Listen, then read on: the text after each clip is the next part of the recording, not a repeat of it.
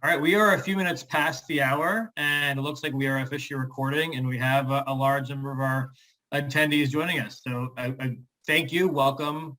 Again, depending on where you are in the world, if you're joining us for lunch, thanks for taking time out of your day. If you're joining us overseas or on the West Coast, hope this is a nice start or end of your day, and we'll leave you with some good information and hopefully some aspirations about the future of airline travel.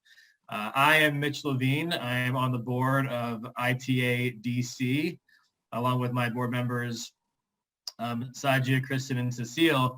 We've been working with our ITA partners to plan an event to bring some positive thinking and to set some realistic thinking about the future of airline travel. Notably that, we have not been able to participate in airline travel to the extent that we have in years past. And that got me thinking and our board members thinking, well, obviously airline travel has been down, airline emissions have likely gone down with it. Has that had an impact on our global, on climate change, on the impact that travel has on climate change? As we all try to be sustainable travelers, does this last year show a future of what could be as we reduce emissions? Obviously, airline travel will start to pick back up as it already has. What can we learn about from the past year to make sure that growth is sustainable and a positive impact on our world as travelers and on the broader climate? So we brought in an expert to help guide that conversation. Charlie, not too much hype, but you are certainly an expert in this space. And Charlie Cotton is again as our guest today. He is the founder of ecollective, and their mission is to provide solutions that transform the travel industry for tomorrow's world. They're a group of sustainable consultants and work alongside travel businesses who want to do more to improve the climate, and they want to know how to start. So Charlie helps his clients do that. They have a numbers-based approach for helping educating founders, operations, and product teams to give quantifiable results that make a positive difference to profit, people, and of course the planet. So with that, I'll kick it off to Charlie. Really appreciate your time and expertise educating both our group of travelers and travel professionals to have an impact on how they plan for the return to airline demand. And I'll pepper it in with some questions. And again, please use the Q&A box to leave some questions for Charlie, and we'll try to get to as many of them as possible. And with that, Charlie, please take it off. Thank you so much, Mitch. Yeah, really pleased to be here and kind of talk you all through all I know about kind of airline emissions and the role it kind of plays on climate change and the impact that has, but try and see what can we do about it? What these are the numbers, but what does that actually mean? What can we do? What can businesses do? What can governments do? And what in some instances, what do we need to do and what can we do, I suppose, as well, because they're not quite the same thing at the moment. So I assume you're all good and sharing my screen. If that's the case, I'll get started. We're good to go. Good.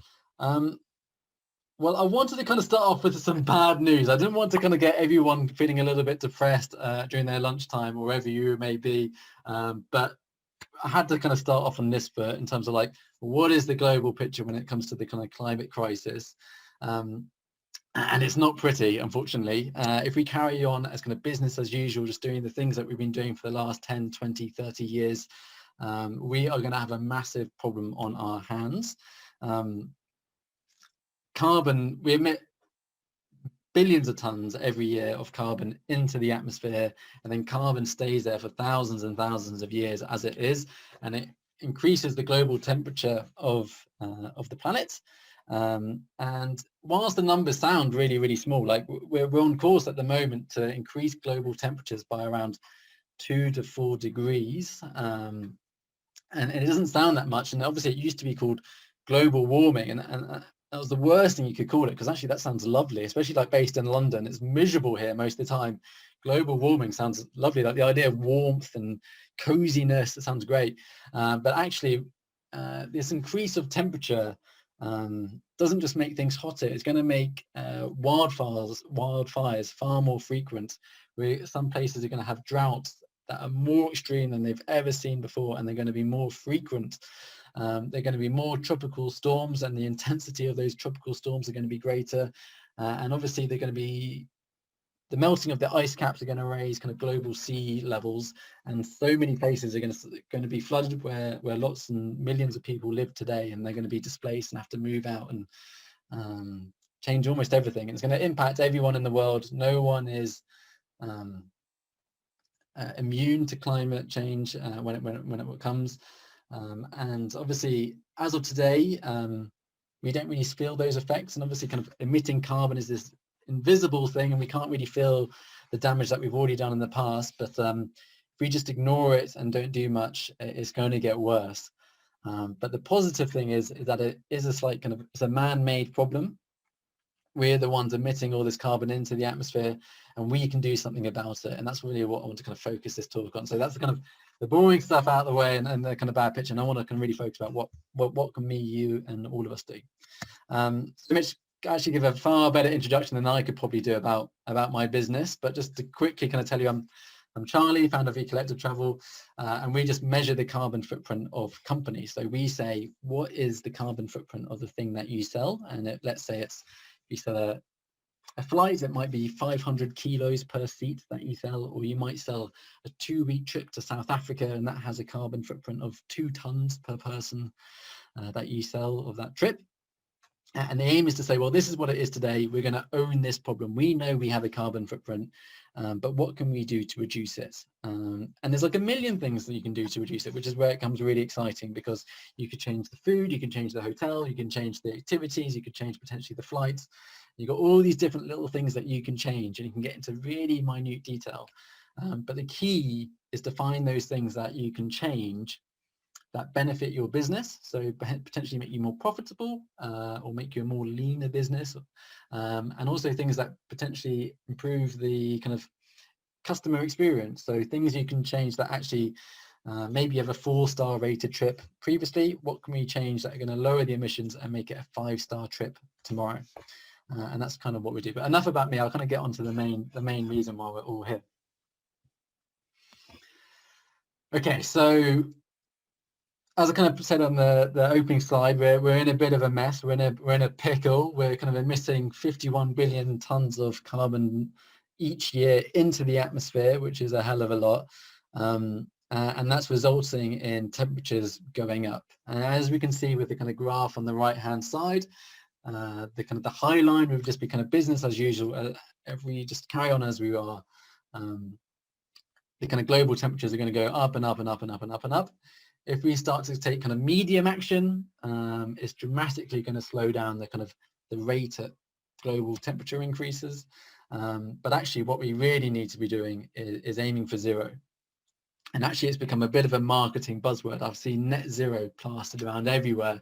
And the net bit worries me a little bit, because it's like, well, what do you mean net? Why can't we just call it zero? And it's obviously got some slightly creative accounting going on in place. But if we're just being completely brutal and honest with ourselves, we just need to be aiming for zero. No question marks, no kind of creative accounting. Zero is the number that we all need to be going for.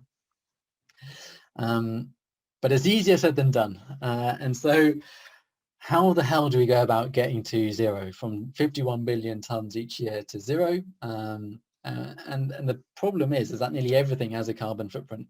Buying an apple from a supermarket has a carbon footprint. Watching this webinar has a carbon footprint. Going on a flight certainly has a slightly big carbon footprint. Everything has a bloody carbon footprint, and that's what makes it so tricky to think, well, how are we going to go about almost changing everything so we get to zero? And some really clever guys at a company called the Science Based Targets Initiative have decided that the best thing we can do is probably aim for around 8% year on year. So me, the businesses, government, we should all be aiming to reduce our emissions by 8% year on year. And that's kind of the kind of agreed level of something between like an ambitious amount of number, but also slightly achievable in terms of like, we can do that this year. We can all reduce our emissions by 8%. And that's what roughly we should all be targeting for. Obviously, it completely depends on who you are, where you live, what options you have available, what business you have, what your business model is, and all these kind of things. But that's roughly, if you wanted to kind of leave today with an idea of what what target you should have in mind. Go with 8 or 9 or maybe even 10%. It would be a great place to start. In terms of aviation and the role it plays in that kind of global thing, as I said, everything has a carbon footprint, and aviation has a big one. In terms of the big picture, aviation accounts for about 3.5%, which sounds actually kind of small in some ways, but actually, when you consider all the things of everything that you can buy anywhere and all the things that you do in a day-to-day life, it's actually a massive number. And the worrying thing is how little of the global population are flying today, and how many want to fly in the future. That number could go up and increase very, very, very quickly. And then also, just to put that in another light, I quite like that bottom stat there, which I found is in terms of saying if it was a country, it'd be one of the top 10 emitters, which kind of brings it to life about how the role aviation plays in total carbon emissions. So in terms of like, how do you, what's relevant to you watching this webinar? What does my impact, I suppose, have on my own footprint? What role do flights play in my footprint, and how do I compare, I suppose? I wanted to kind of show you these two graphs that we have here. So on the left is a kind of a typical breakdown of where your carbon emissions come from. So at the bottom we have your housing, so your heating of your home and the electricity used in your home probably account for around 26% or so. And obviously these are just averages. I have no idea what your own personal ones are. Food accounts for 12% of your total emissions. Obviously it's going to change again whether you're a vegan or a meat eater or whatever it may be. But the biggest section there is most likely going to be transport, and that accounts for mostly your commuting and day-to-day travel, or going to see the in-laws or whatever it may be. But flights are going to be a large chunk of that transport if you're flying frequently. And then I wanted to kind of stress that we're not all created equal when it comes to carbon emissions. The kind of global average as of, I think, 2019 or so was roughly 4 tons of carbon per person around the world is the typical. Me based in the UK, I'm most likely going to be just over 5 tons. Any Americans or Australians tuning in, you're going to have a far higher carbon footprint of around 16 or so. I think it doesn't quite show it, but I think Australia just tops it as being the top emitters per person. But it kind of shows that we're not all contributing the same amount to the climate crisis. Some of us have a far greater impact than others. And some things that were within our control, it might be because like Americans on average might have a slightly, I don't know what it might be. It could be anything. It could be any of these things. It could be you could be eating more. You could be using more electricity in your housing. It could be you're flying more and driving more. You could be just buying more products, whatever it may be. It will most likely be because your government has decided to be quite a coal-heavy or fossil fuel-powered electricity grid, and that's certainly why America and Australia are very high, because a lot of your power comes from very fossil fuel-heavy sources. But there's also a direct link between the kind of how wealthy and rich you are. And that's great timing, that sound effect coming in, directly correlating to the amount of emissions you have. So if you look at someone like Roger Federer, who I'm a massive fan on, massive carbon footprint. Donald Trump, huge carbon footprint, who I'm not quite the biggest fan of, but I won't get into that today. But the richer you are, the bigger the carbon footprint that you're more likely to have. And that's an issue, because obviously there's so many people who are in poverty at the moment, and everyone, no matter who you are around the world, they want to get richer year on year. They want to have a more comfortable lifestyle. They want to do cooler things next year. Their aspirations are to have a bigger house, a warmer house, more goods, more holidays, and all these things. And unfortunately, if everyone has those goals, it's going to probably increase global emissions, and that's where we're going to have some challenges down the road. Actually, sorry, let me just take that back quickly in terms of just relating it back to airlines a little bit. So let's just say you take one flight a year, and then let's say you're taking one holiday to, let's say it's an international holiday to Mexico or something like that. The emissions from that flight are going to be roughly, on average, let's say about 1 ton. So if it's if you're taking more flights than the average American, you can add an extra 10 on top of here. And if you're taking 2 more than the average person, you're up to 3 and 20. You can see it quickly gets higher and higher. If those flights are in business class, they're going to dramatically increase to way higher as well. And that's obviously where these numbers get a bit worrying again, because of like when it comes to reducing your footprint. So for me, for example, I probably go on well, it's not the greatest example because I haven't been flying anywhere recently, not through choice, but through COVID. But in a normal year, I'd probably take around 2 to 3 flights, trips a year. So my footprint's probably slightly higher than the UK. I'm certainly in terms of my job is telling people to reduce theirs, and mine's probably higher than average. And I should really do something about it like we all should. But if I wanted to take one action to reduce my footprint, I can cut a massive chunk off of that by just taking one less trip by flight a year, because I'm suddenly got rid of 20% of my footprint overnight by just taking one less thing. And obviously just saying one less flight is a lot easier than saying I'm not going to have electricity in my house, or I'm not going to eat food this year. But some of the things that have a carbon footprint are kind of no deal kind of situations. We have to eat, we have to have electricity, we have to have a roof on our head, and all these kind of things. But anyway, okay, let me kind of bring it back to kind of travel, I suppose, a bit more, and the role aviation and the kind of carbon emissions from aviation play on a typical holiday. So this is an example for maybe a 1-week trip from New York to Costa Rica, and the percentage of your emissions from that holiday and the role that flights play. And it's pretty massive, as you can see here.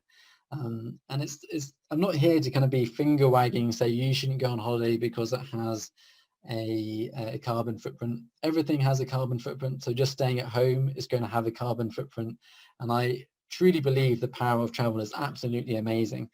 It has so many positive impacts for the rest of the world, as well as your own personal benefits of just your health and your mental health. It does so much good for the world in terms of redistribution of wealth, kind of giving a positive income for the least developed countries in the world, as well as kind of other things it does in terms of its role of conservation and other areas, as well as education. But it does have a carbon footprint, and we do need to start addressing this kind of elephant in the room. Like, what can we do to reduce our carbon footprint of the trip so that it does become the kind of greatest industry in the world in terms of its power for good? And that's what we truly try and work on in our jobs and what we do. So let's take this trip here at Costa Rica. So if we were to say, well, what can we do to reduce the carbon footprint of this trip? We could potentially say, well, let's kind of reduce the amount of the time we spend in the car. Let's do 300 miles instead of 400, and it's going to reduce a little bit, and perhaps we spend a little less time in traffic jams. We can choose better hotels, so we stay in hotels that are better designed and better managed, which have a lower carbon footprint. And potentially, if they've got a lower carbon footprint, they have less bills, and they might be a bit cheaper as well, but of the same quality. We can choose better meals, whether they're kind of locally produced, farm and grown in Costa Rica, and that will have a benefit in terms of reducing the carbon emissions associated to that food. But really, the first thing we should be doing is looking at that flight itself. Is there anything I can do to reduce the carbon emissions of that flight? If you're making all these like positive changes on the other aspects in terms of driving less and choosing better hotels and choosing better restaurants, it's all positive, and it should all be applauded for doing those choices. But if you then decide to fly indirect and go from New York via LA or somewhere else to Costa Rica, there's a kind of an element of like all that good work has come undone, because it's going to dwarf all of those improvements that you made originally. So when it comes to your reduction of your emissions from your trip, your flight should be the first place that you go to. And there's the kind of the stat at the bottom says kind of flying is like the most, or one of the most carbon intensive things that we can do in anyone's life. A minute spent on a plane is probably going to be the most carbon you emit per minute, rather than doing anything else. Someone told me, sorry. Quick question. So you mentioned how business class is one of the worst, or first class even worse. And we talked earlier about, private jets being pretty astronomical. And then Yeah. also direct flights being the preferred route. Can you talk a little bit more like how is that quantified as the business class because you're taking up more of the plane? It's indirect because you're taking about the takeoff and landing is such contributors to gasoline emissions. Curious kind of how to when we think about just optimizing our experience, if we need to fly, what is that best way to do it? Yeah, so it's always a bit of a strange one to say you should fly in economy rather than business class if you want to lower your emissions, because it's the same plane, it's using the same amount of fuel to get from A to B. And that's purely just done based on how those emissions are calculated. So it says if you're in business class, you're using, this is not the real number, but it's saying you're using 10% of the whole plane. And if you're in economy, you're just using 1%. So only 1% of the plane emissions should be assigned to your seat, as opposed to 10% of the plane emissions assigned to your business class seats. There's also potentially other arguments that perhaps they're getting a little bit stuck down a rabbit hole and not really focusing on the bigger picture, but I think it's generally considered that airlines make their money off business class and actually maybe run economy class at a loss or maybe at cost, and therefore if everyone went in economy, these businesses wouldn't be that viable anymore. So kind of if you fly business class, you're making these airlines carry on as business as usual and not address the problem of how they can get everyone from A to B and not use as much fuel in that process. I think actually, let me just check what the next slide is. I can't quite remember.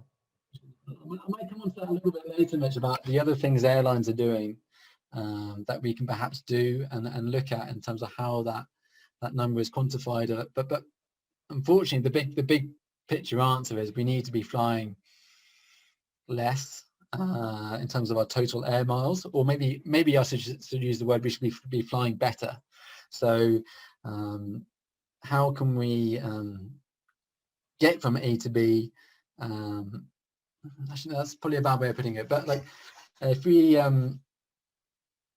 how can we buy better when it comes to our flights, I suppose, and what can we do there? And I'll go on to that a little bit later, but ultimately I think the biggest thing we can do, and I know it's a thing that no one wants to hear, is that if you fly fewer air miles, you're going to have a lower carbon footprint at the end of the day.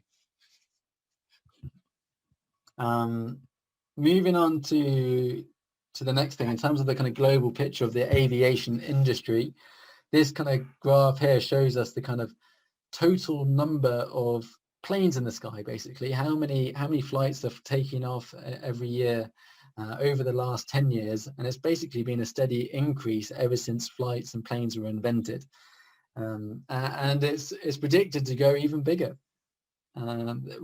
New airports are being built left, right and center. More flights are going up in the sky every single year, and that was until the craziness of last year when the world kind of ground to a halt and borders were closed and planes were stuck on the tarmac. But I think we all know that's a bit of an anomaly. I think if we get back to a place where people are vaccinated and people can start to open up borders again, we fully expect to see this year as a blip in terms of total airline numbers, and that graph is going to continue going up and up and up. And it always amazes me, this stat just below the graph, that 85% of the global population did not fly in 2019. So 2019 was the biggest number of flights in any one year that has ever been, and it's only been used by 15% of the world population, which is quite worrying when it thinks like, well, actually everyone wants to fly, like everyone wants to go abroad and go on an adventure and do something really cool. It's kind of like an aspiration for so many of the world, as long as you don't have like a phobia of being in the sky. And I think actually what we come back to an earlier point is that it's just a small population of people who are taking flights at the moment, and that's really why when we looked at that kind of total figure of 3.5% is the total global emissions that are related to the aviation industry. That's why I think people are pretty worried about, well, actually it's only coming from 15% of people. What if in a couple of years' time, there's demand by 50% of the population and they all want to fly, the numbers can balloon very, very, very quickly if we're not careful about it. And then this bottom stat here kind of it just goes on to that point a bit more by saying it's these kind of frequent flyers, these people who are perhaps most likely traveling for work will be the most likely outcome, but people who used to back in the day not jump on a Zoom call but have to kind of jet off from LA to New York to Singapore to London to wherever it may be all the time, they are probably contributing far more to the kind of emissions in the air than most people, than me, you, and or anyone else. So when it comes to kind of try and work on a strategy about how can we reduce emissions, it's actually about how do we stop those really big emitters, those kind of that small percentage of the global population, that maybe kind of 2 or 3% of those people who really contribute the most, and make sure, well, actually, one, can we get them to emit less, and what things do we have in mind, what things can we do today to stop them emitting less, or if not, how can we get them to pay for the damage that they're making, I suppose, in one way or another. And so that kind of goes on to what's happening behind the scenes at the moment in the aviation industry. So again, I'm like the bearer of bad news on this thing, but basically more talk is happening than action. If you really wanted to kind of scratch beneath the surface, I think airlines would kind of talk a good game a lot of the time, but ultimately the reductions aren't coming quick enough, unfortunately, and more needs to be done. We need to see more action happening. Obviously, as I kind of mentioned earlier, airlines and plane owners are hugely incentivized to say, well, actually, let's make the most efficient aircraft possible, because the most efficient aircraft is going to use less fuel from A to B, and that means I have to pay for less petrol to get everyone from A to B, and hopefully that makes me more profitable. And actually airlines over the last 20 years or 30 years have made huge improvements in terms of their fuel efficiency, but again, unfortunately, it's nowhere near enough, and not happening quick enough in terms of that kind of looming climate change numbers coming in the opposite direction about where we need to be. There is talk of, recently there's been loads of talk about sustainable aviation fuel, which is really exciting in terms of reducing the amount of carbon associated to a plane getting from A to B. Perhaps a little bit misleading. It's not, I wouldn't use the word sustainable aviation fuel, it's just slightly better aviation fuel that's being used at the moment. Going back to that original argument of we need to get to zero, sustainable aviation fuel is not going to get us there. It's certainly going to help, but it's maybe not the answer. And there's always kind of cool stories and headlines in the press about some electric planes just popped off from one place to another, tested by some really cool, crazy entrepreneur doing something somewhere really cool. But in terms of the big picture, in terms of the kind of mass scale and mass commercialism of those ideas, they're a long way off, and there basically needs to be a lot more done and a lot quicker. And there's a million different ideas about how we go about that. In terms of what I would suggest, I would probably be going for saying, well, actually, we need to start. I'd be interested to know much of it, how much of an issue it is you think in the States, but over here, I can almost go to like a Spanish island for a weekend for like £20 return. And it's not really taking into account the kind of environmental damage that flight has. It actually costs me more to get a taxi to the airport than it often does to get from A to B on the flight itself, which is absolutely crazy. Everyone kind of knows it's crazy. Like people over here like go on and go and see friends or family who might live in a different town, and actually say, well, actually it's cheaper to get the flight than it is to get the train. And it sounds bonkers, and it is bonkers. And we need to start actually getting governments to stop giving out subsidies to the airlines or the fuel that they use, and perhaps even consider taxing them for the environmental damage that they have, so that that kind of creates potentially higher prices for those airlines. So maybe fewer people take flights that aren't really necessary if they're considered unnecessary by businesses. and then potentially, hopefully, kind of ring fence that money raised by those taxes into the solution, whether that is whatever that solution is. That means we can get from A to B with zero emissions, and that's really is the goal. We really don't want to be in a place where we say we can't fly. We all want to fly. We all want to go on amazing holidays. We all want to go and explore the world and do really cool things and meet people from different cultures and go on jumping down waterfalls. And like England, like half the year the weather here is so bad. It's like one of the most depressing like weather ecosystems anywhere. And like we all want to get away and get a suntan and just chill by the beach, me included. But like, how can we get there without having this damage on the world? So Charlie, we've got a couple of questions. Sure. And I think we feel the burning platform. You've got us to the edge of here. Curious if there are good examples happening today, both from a corporate standpoint, what airlines may be doing this the right way or have invested, whether it's carbon capture. We had a question about that, if that's a possibility, or actually have made ways in developing sustainable aviation or more efficient aviations. And also, and kind of sprinkle this in how you please, but what can we do? Is it, I'm assuming no one on this chat has a G5. What are some, everyday actions that we can do to improve our own? And my first question is, are the airlines encouraging us to take those actions, or maybe not? Well, yeah, good question. Some are actually. I wasn't going to say about that, but some are. So in terms of like airlines, which ones are doing well and which ones are not doing so well? So in terms of buying the better choice, flying on newer aircraft is going to be better because they're more fuel efficient. It's a bit of a boring answer, but it's the one that kind of backs up. They use less fuel to get from A to B. Over here, that would be kind of airlines like Finnair, and I think EasyJet have got quite a modern fleet involved. So going on airlines which have got better choices. There are other things as well, like there was this study done a couple of years ago by Virgin Atlantic, and it sounds so obvious. I can't believe it wasn't done beforehand, but they basically said to their pilots, we're going to do a little test. Okay, at the end of each flight, we're going to tell you how much fuel was used to get from A to B. And obviously it comes with a caveat. You got to fly the plane. Don't be doing anything dangerous. But we're going to tell you how much fuel you used and kind of benchmark that against your peers, your other pilots. Like, how much fuel did they use to get from the same flight from A to B? Like, what things can you do to when you're flying the aircraft to kind of reduce the amount of fuel that's used in the first place?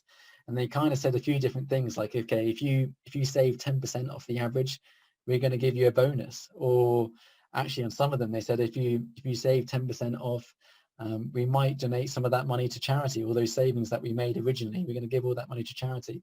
And actually just bringing that number to life to the pilots resulted in a positive change.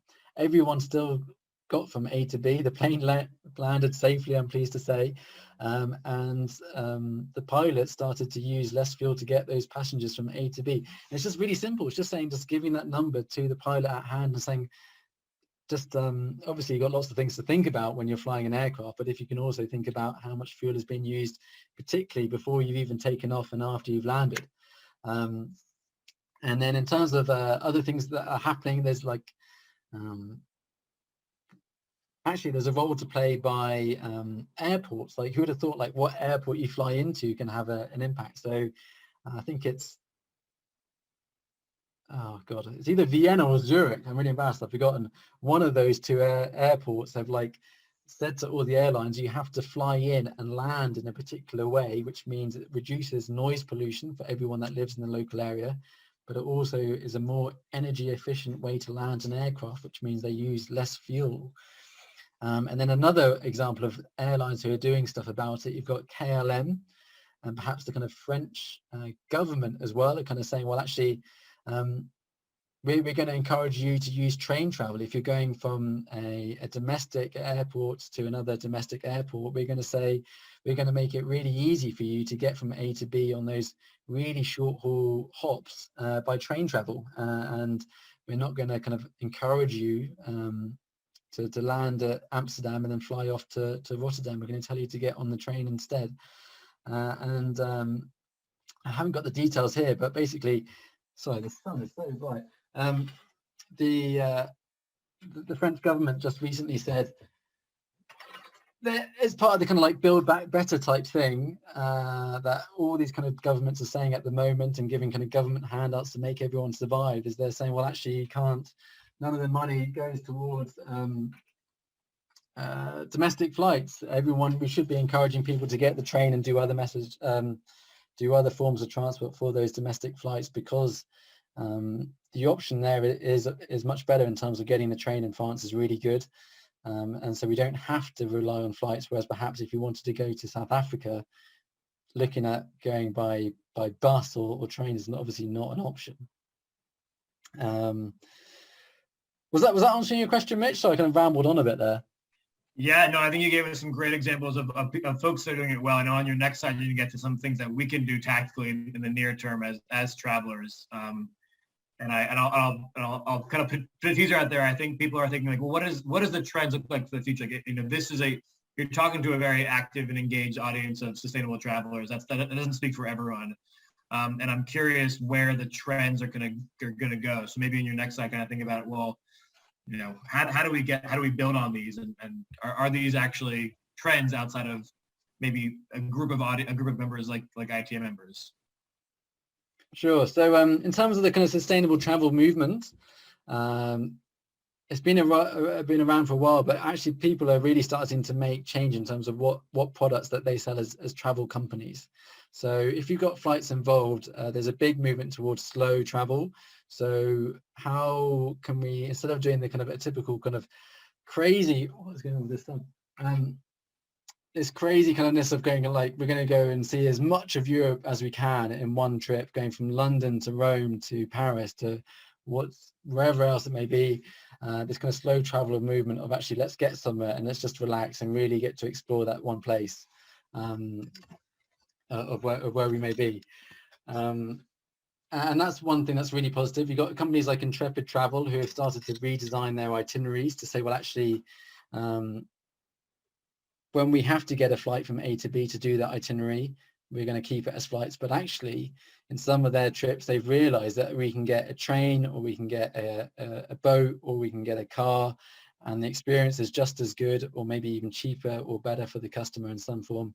And they're making those changes to kind of get flights out of their itinerary where it doesn't serve, where it's not the only option, and actually the alternatives are hopefully better. Not just from the environmental point of view, but actually from that kind of customer experience point of view. There's interestingly, there's obviously been an increase of domestic tourism for travel companies over here in the UK, and I assume that's the same for the US with lockdown. Companies who traditionally said we only sell trips to the furthest places of the globe have started releasing trips that are just around the corner and more domestically, and saying, well, actually, you don't have to always jump on a plane to have an awesome adventure and feel refreshed and go enjoy the mountains or go river rafting somewhere. There are actually some pretty cool places just on our doorstep. And then there's also this idea of perhaps making it easier for customers to make better choices. So putting the carbon footprint of what you sell on your website right front and center. So if you do have perhaps a slightly more eco-conscious customer, they can make those better decisions for you. And actually, it's actually a great climate strategy for a company, because you as a business are trying to get, as I said earlier, reduce your emissions by 8% as a travel company. The best way to do that is just to make it really easy for those customers who want to buy those low carbon products that you sell, by just putting it on the label, as it were. So like, how can you, by just putting the carbon footprint on things, everyone, it's a bit like calories, I suppose, on a chocolate bar. People are still going to eat the chocolate bar, but it's like, if they want to make the better choice, put the number there, and they can read it and make that better choice if they wanted to. I'm curious, does that disincentive, is that incentive available for travel brands? I think for someone maybe like Expedia or Priceline, maybe they can have an aggregator and say, we'll choose KLM as opposed to Virgin because of X. Meanwhile, Virgin won't say take a train instead of flying with us, although it sounds like some of them are. Are you familiar with any kind of resources where everyday travelers can go to see their impact and to help make the best decisions. And then second part is like our airlines or our travel companies doing this for us. So I guess kind of making the same question. Yeah. Okay. So Skyscanner is a great example of that. They would help you choose more carbon or more fuel efficient airlines, which will have a lower carbon footprint. So when you type in, I want to go from New York to Costa Rica, and you've got all these different options going from those destinations, all those different flights you can choose from. They'll highlight any to you that have perhaps got a lower carbon footprint. And that's normally, Skyscanner? Yeah, Skyscanner would do that. Similarly, for like things like hotels, you've got a company like Book Different, which will give you the estimated carbon footprint of all the hotels that you might be looking at in that destination. I think over the last year, though, it's been really revamped, and obviously I'm privileged to quite a few conversations behind the scenes, but it's been amazing in the kind of sustainable tourism place where actually everyone's used this last year of no travel to say, well, actually, okay, let's actually really do something about our kind of sustainable practices, whatever they may be. It's normally one of those jobs that get pushed down the list in terms of jobs that need to be done in the day-to-day office. Obviously, you've got to do sales and do the things, and everyone always wants to make their product even more sustainable than it was the previous year, but it's kind of one of those jobs that kind of may be done on a Thursday afternoon when it's a bit quiet, and actually everyone knows there's never a quiet day really. But this year has been a little bit different for some companies, and everyone's kind of gone, well, actually, whilst we haven't got trips running, let's actually nail this. Let's do some really cool stuff. And like when we come back and do trips, our trips are going to have a greater impact in terms of maybe your carbon emissions, but actually there's been some really cool stuff as well in terms of like making sure that for every kind of pound of revenue they get from their customer, that stays within that local community that they visit, or maybe the kind of impact that they have on biodiversity of that trip is greatly enhanced, or whatever it may be. It's not purely just about carbon, that's kind of just where I kind of focused on, but there's some really other cool stuff going on as well. And I think hopefully we'll start to see more and more travel companies have a carbon action plan in the first place, to saying this is what it is today and this is our plan to reduce it. There's obviously a lot of companies at the moment offsetting. Well, actually, I can go on to a little bit here. So someone told me about this analogy for offsetting yesterday. I wanted to share it. It's a little bit extreme, but offsetting is a little bit like, it's quite extreme. It's a little bit like punching someone in the face and saying sorry afterwards, and saying the sorry bit is the offsetting bit, which sounds ridiculously brutal. And obviously someone would then say, well, best not punch someone in the first place. But actually, if you're going to do it, definitely say sorry at the end if you have to punch someone in the face, which sounds ridiculously extreme, but perhaps it's quite a good analogy for offsetting. And when it becomes to offsetting, everyone's plan should be to say, well, actually, let's try and not have the emissions in the first place. But if we do, and airlines are a great example of this, going to Costa Rica, you're not going to get the bus, you're not going to get the train, you're not going to get the bicycle, whatever it is. You're going to fly because you're mad not to. You should definitely think about offsetting, because it's a great thing we should all be doing. It's a bit like a self-imposed tax on yourself. For those unfamiliar, what can you give us a broad answer of what is offsetting? What are what are you paying for if it's a purchase, and who are you paying to, what are they doing with that funds, and is it actually getting to the right place?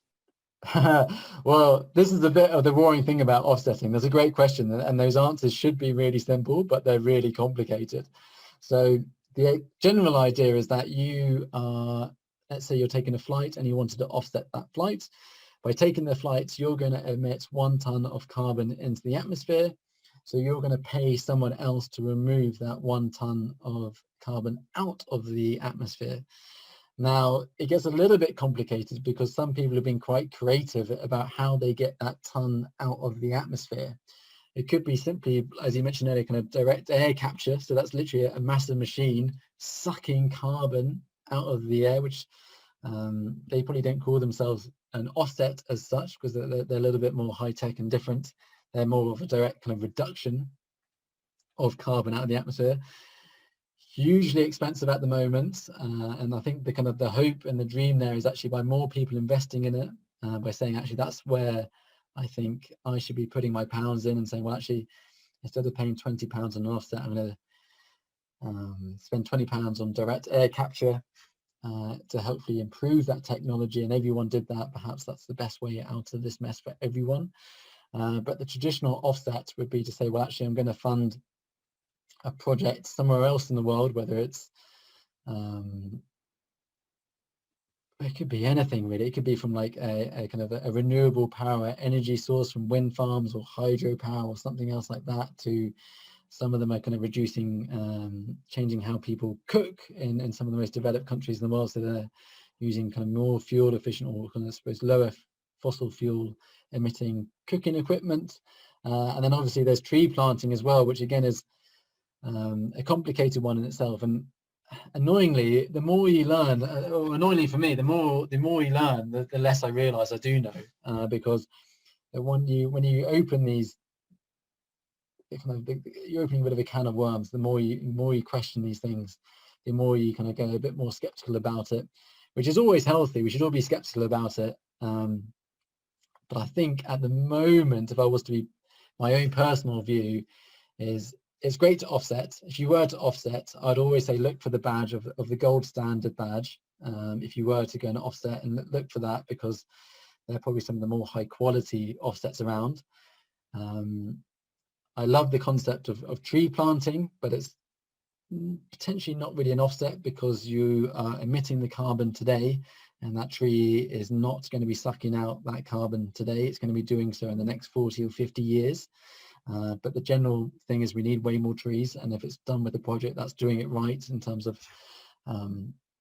planting the right trees in the right places and in the right way, I think that's a fantastic thing to be doing. And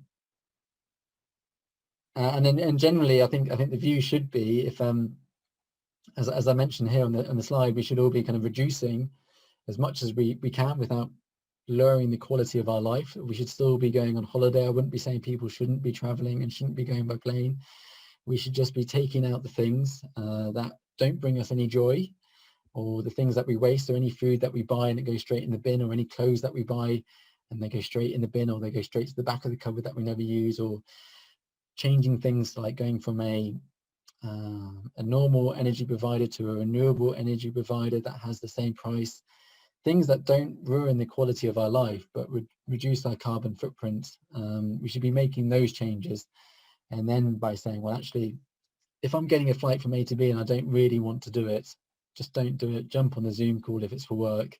But if you really want to do it because you're going to go on an amazing adventure and travel and see some amazing things, and maybe positively impact some local communities that you may be visiting, and make the world a more special place by jumping on that plane, definitely do it. And if you want to offset the flight, the emissions created from that flight, then you're an amazing person for doing so.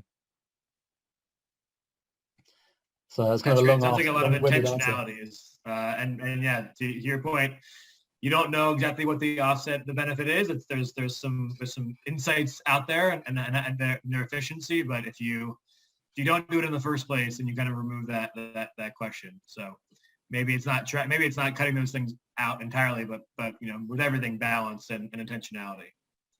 Absolutely. It's a bit like, I suppose, like going on a diet, I suppose. I always feel like the best ones is not to just go extreme, just to like do things that work for you, basically. And everyone has their own opinion of what works for them.